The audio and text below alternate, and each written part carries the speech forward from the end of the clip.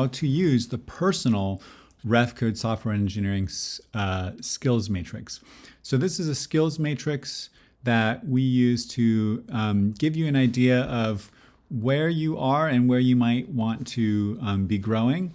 The idea is that there's different columns: theory, experience, collaboration and communication, mindset, and strategy.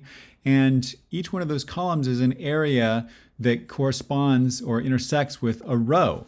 The row is different skill areas. So computer logistics, meaning how to use a computer, basics of how to use a computer, hardware and software.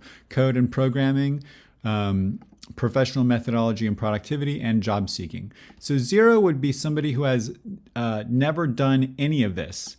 And 5 would be somebody who is ready to interview or maybe is already in a junior software engineering role. And so you can see there's a general rubric here that for level 1 means you're learning the basics. Level 5 means you have the skills sufficient for a junior level role. And there is a detailed rubric. I'm going to fill this out more later, but you can, for now, I think the idea is you just kind of want to guess on these. Now, when you open this up, you'll need to first make a copy. And this will copy it into your Google account. When that loads up, you can start to fill this out, and just don't worry too much about it. This is a conversation starter. This is not something that there's right or wrong answers on. It's just something to give yourself some guesses on. So you may think, okay, I know a lot about computers, but not as much as a software engineer, a junior software engineer. So I'm going to say I'm a 4 on the theory and the experience. I'm pretty good at email and Slack and Zoom, so I'll say 5.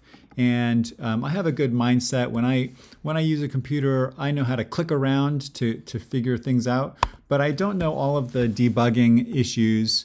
I maybe approach things wrong, but I at least have a 2 because I know that I have the mindset of learning and growing. When I run into a problem, I know how to search on Google. I know how to ask friends. I knew how to just click around.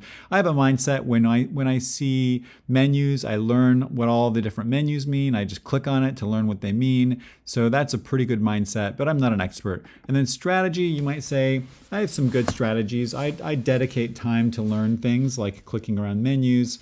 And I have some good strategies around using Google, but again, I'm not quite an expert. And then with code, you might say, oh, I've learned a lot of code. I've taken a lot of courses, but I haven't spent a lot of time practicing. So I'm only a 2 on the experience, but I've got a 3 on the theory because I've taken more courses. Communication and collaboration, you're not good at GitHub yet.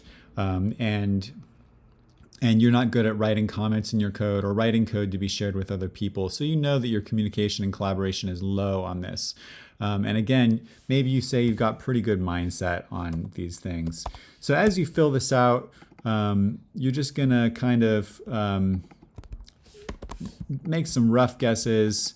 You've done some job seeking before. You have a basic idea of how to job seek. Okay, something like this. So this shows you 0 to 5. Now, here's where it gets interesting. You click on this results tab here, and it will give you an overall rating. So you may have like 5s and 4s and 0s, but overall, this is telling you that you're probably at a level 2 out of 5. And furthermore, it shows you where your strengths are and where your areas for growth are. So you've got a really strong area of communication and collaboration on computers for somebody who's a level 2. For a level 2, you're very strong. Now, for a level 2, in order to move to the next level, level 3 and level 4, you're going to need to work in these areas first. So you see the areas that are negative and are red, those are your growth areas. Those are the areas where you want to spend time learning and growing. So you want to, this person as an example, they're going to want to start learning Scrum.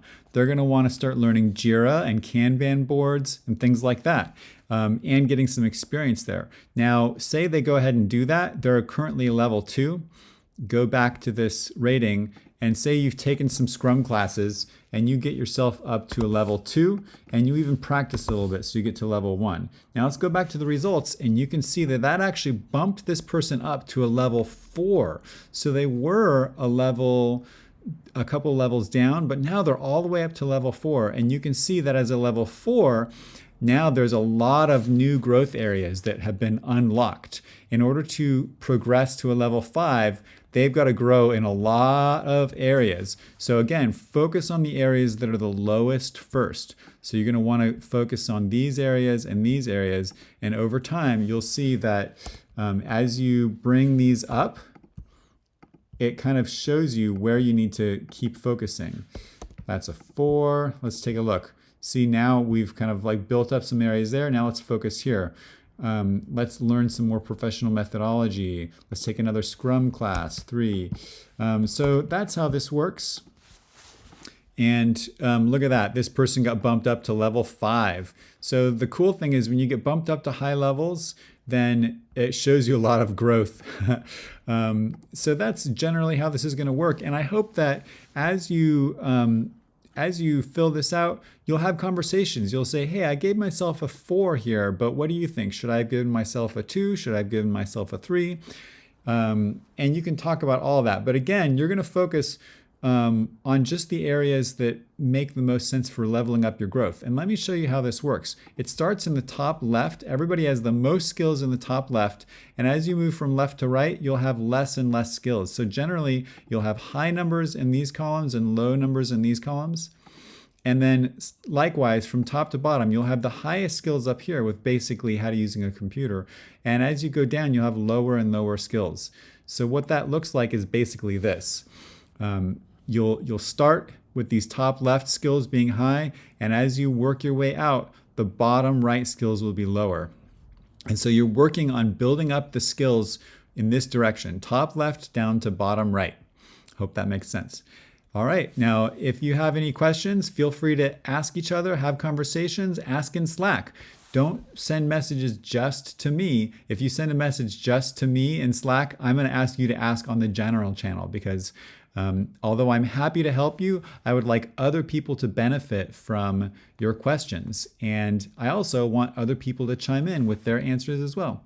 Have a good one. Bye.